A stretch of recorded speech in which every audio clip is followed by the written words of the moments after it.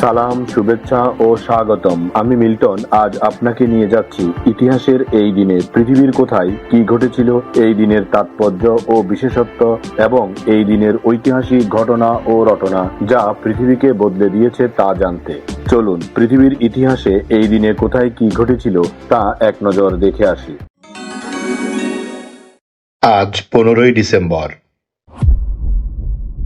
প্রথমেই পৃথিবীর ইতিহাসে এই দিনের আলোচিত, সমালোচিত এবং বিখ্যাত সব ঐতিহাসিক ঘটনা ও রটনা জেনে নেই।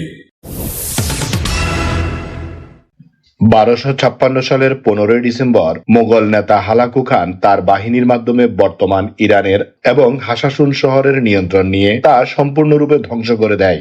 এই দুটি শহর ছিল শক্তিশালী হাসাসিন সম্প্রদায়ের কেন্দ্র, যা ছিল ইসমাইলি শিয়া মুসলমানদের একটি শাখা। আলামুতের পতন ছিল মঙ্গলদের কাছে এই অঞ্চলের ইসলামী শক্তির উপর প্রথম এবং অন্যতম শক্তিশালী আঘাত। এই বিজয়ের মাধ্যমে হালাকু খান মধ্যপ্রাচ্যের ইসলামী খেলাফতের মূল কেন্দ্রে আক্রমণের পথ পরিষ্কার করেন। 1859 সালের 15ই ডিসেম্বর বিজ্ঞানী চার্লস ডারউইনের যুগান্তকারী গ্রন্থ অরিজিন অব দ্য স্পিচ বইটি প্রথম প্রকাশিত হয়। এই বইটিতে তিনি বিবর্তনবাদ এবং প্রাকৃতিক নির্বাচনের ধারণা বিস্তারিতভাবে তুলে ধরেন, যা শুধু জীববিজ্ঞান নয়, বরং বিজ্ঞান, ধর্ম এবং সমাজ চিন্তায় এক বিশাল বিপ্লব নিয়ে আসে। 1914 সালের 15ই ডিসেম্বর জাপানের মিৎসুবিশি কয়লা খনিতে একটি বড় ধরনের গ্যাস বিস্ফোরণের ঘটনা ঘটে। এই দুর্ঘটনায় 678 জন শ্রমিক নিহত হন, যা ছিল শিল্প ইতিহাসের অন্যতম ভয়াবহ খনি দুর্ঘটনা। 1941 সালের 15ই ডিসেম্বর দক্ষিণ পূর্ব এশিয়ায় প্রবাসী ভারতীয়দের নিয়ে আজাদ হিন্দ ফৌজ গঠিত হয়। প্রাথমিকভাবে মোহন সিং এই বাহিনী গঠন করলেও পরবর্তীতে নেতাজি সুভাষচন্দ্র বসুর নেতৃত্বে এটি ভারতের স্বাধীনতা সংগ্রামে এক গুরুত্বপূর্ণ সামরিক শক্তিতে পরিণত হয়। দ্বিতীয় বিশ্বযুদ্ধের সময় ব্রিটিশ শাসনের বিরুদ্ধে সশস্ত্র সংগ্রাম পরিচালনার মাধ্যমে এই বাহিনী ভারতের স্বাধীনতা অর্জনের প্রচেষ্টায় গুরুত্বপূর্ণ ভূমিকা পালন করেছিল। 1970 সালের 15ই ডিসেম্বর সোভিয়েত ইউনিয়নের মহাকাশ অভিযান ইতিহাসে এক মাইলফলক স্থাপন করে। এই দিন সোভিয়েত মহাকাশযান ভিনিরা 7 সফলভাবে শুক্র গ্রহের পৃষ্ঠে অবতরণ করে। এই অবতরণটি ছিল অন্য কোনো গ্রহের পৃষ্ঠে সফলভাবে অবতরণ করা প্রথম মানুষ্য নির্মিত মহাকাশযান।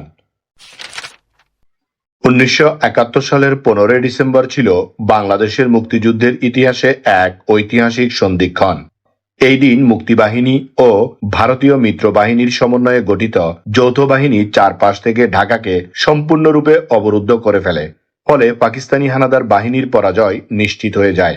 পরিস্থিতির ভয়াবহতা উপলব্ধি করে পাকিস্তানি ইস্টার্ন কমান্ডের প্রধান লেফটেন্যান্ট জেনারেল এ কে নিয়াজি মার্কিন দূতাবাসের মাধ্যমে ভারতের কাছে যুদ্ধবিরতির প্রস্তাব পাঠান।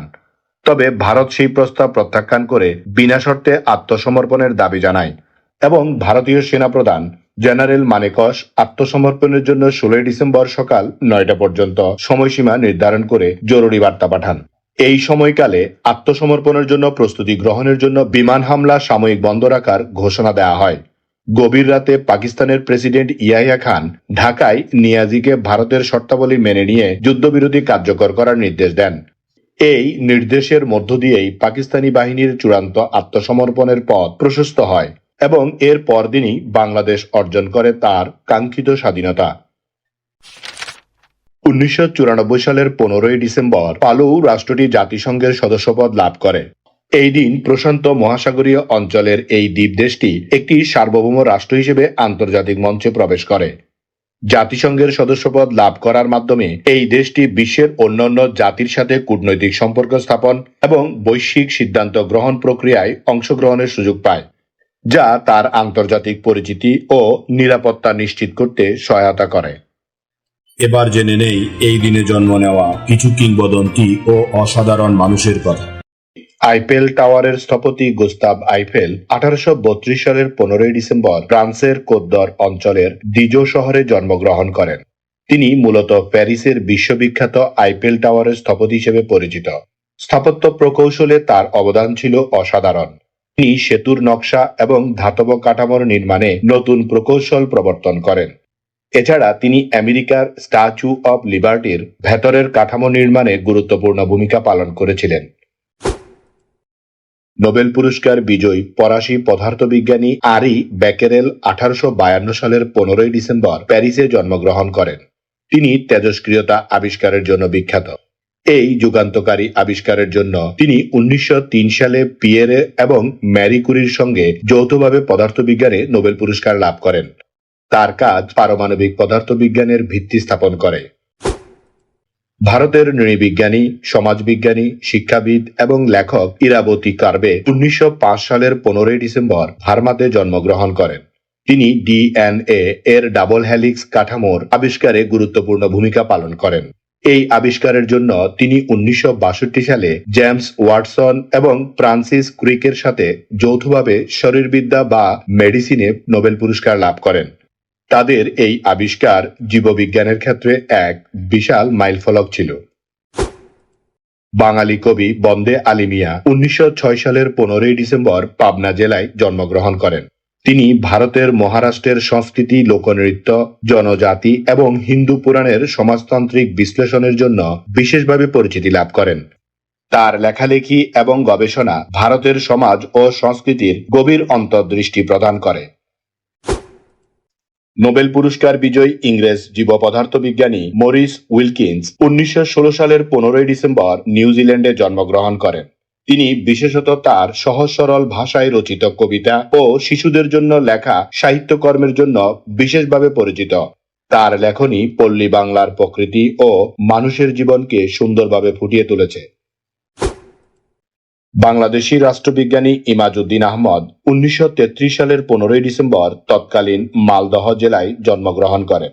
তিনি ঢাকা বিশ্ববিদ্যালয়ের সাবেক উপাচার্য হিসেবে দায়িত্ব পালন করেন এবং বাংলাদেশের রাজনীতি ও সমাজতন্ত্র নিয়ে তার গবেষণা ও লেখালেখি অত্যন্ত গুরুত্বপূর্ণ বলে বিবেচিত হয়। বাংলাদেশী চিত্রশিল্পী AKM আব্দুল রউফ 1935 সালের 15 ডিসেম্বর খুলনা জেলায় জন্মগ্রহণ করেন। তিনি বাংলাদেশের প্রথম সংবিধানের হস্তলেখক ছিলেন। শিল্পকলা ও দেশের ইতিহাসে তার এই অবদান বিশেষভাবে স্মরণীয়। স্মরণ করছি এই দিনে চলে যাওয়া কিছু কিংবদন্তি ও অসাধারণ মানুষের কথা। প্রগতিবাদী সমাজসেবী শশীপদ বন্দ্যোপাধ্যায় 1924 সালের 15 ডিসেম্বর মৃত্যুবরণ করেন।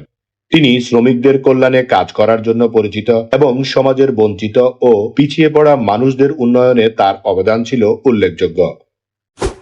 উপমহাদেশের স্বাধীনতা সংগ্রামী ও জাতীয়তাবাদী নেতা বল্লভভাই প্যাটেল 1950 সালের 15 ডিসেম্বর মৃত্যুবরণ করেন। তিনি মহাত্মা গান্ধীর ঘনিষ্ঠ সহযোগী ছিলেন এবং স্বাধীনতা লাভের পর ভারতের প্রথম উপপ্রধানমন্ত্রী এবং স্বরাষ্ট্রমন্ত্রী হিসেবে দায়িত্ব পালন করেন। ভারতের 562টি রাজ্যকে ঐক্যবদ্ধ করে একটি অখণ্ড রাষ্ট্র গঠনে তার ভূমিকা ছিল ঐতিহাসিক। তার অদম্য রাজনৈতিক দৃঢ়তার জন্য তাকে ভারতের লৌহমানব বলা হয়। মার্কিন চলচ্চিত্র প্রযোজক, নির্দেশক, কাহিনীকার, নৈপথ্য কণ্ঠশিল্পী ও অ্যানিমেটর ওয়াল্টার এলিয়াস ডিজনি 1966 সালের 15 ডিসেম্বর মৃত্যুবরণ করেন। তিনি মিকি মাউস সহ অসংখ্য জনপ্রিয় কার্টুন চরিত্রের সৃষ্টি করেন এবং তিনি ওয়াল্ট ডিজনি কোম্পানি প্রতিষ্ঠা করেন, যা বিনোদন জগতে এক বিশ্বজোড়া সাম্রাজ্য তৈরি করেছে। অ্যানিমেশন শিল্পের আধুনিকায়নে তার অবদান অনস্বীকার্য। উপমহাদেশের অন্যতম তবলাবাদক উস্তাদ জাকির হোসেন 2024 সালের 15 ডিসেম্বর মৃত্যুবরণ করেন। তিনি তবলা বাদনে নতুন ধারা সৃষ্টি করেন এবং শাস্ত্রীয় সঙ্গীতের পাশাপাশি ফিউশন মিউজিকে তার অবদান তাকে আন্তর্জাতিক খ্যাতি এনে দেয়। তিনি বহু পুরস্কারে ভূষিত হন এবং ভারতীয় সঙ্গীতের একজন কিংবদন্তি শিল্পী হিসেবে পরিচিতি লাভ করেন। এই দিন আমাদের জীবনের ঐতিহাসিক, প্রাকৃতিক, শৈল্পিক, সাংস্কৃতিক, সাহিত্যিক, রাজনৈতিক, বিজ্ঞান, গবেষণা, আন্দোলন, উৎসব, অর্জন, খেলাধুলা, সুখ দুঃখ, হাসি কান্না, আনন্দ বেদনা, পাওয়া না পাওয়া, মায়া মমতা, ভালোবাসায় ভরা সুখকর স্মৃতিময় একটি সুন্দর দিন। চলুন এই দিনটি উপভোগ করি। আগামীকালকের তারিখে পৃথিবীর কোথায় কি ঘটেছিল তা জানার আমন্ত্রণ জানিয়ে আজকের গল্প এখানেই শেষ করিলাম। লাইক, শেয়ার আর সাবস্ক্রাইব করার দায়িত্ব আপনার। আমি শুধু বলিব, নিজের, পরিবারের, প্রতিবেশীর ও পরিবেশের যত্ন নিন। ধন্যবাদ। খোদা হাফেজ।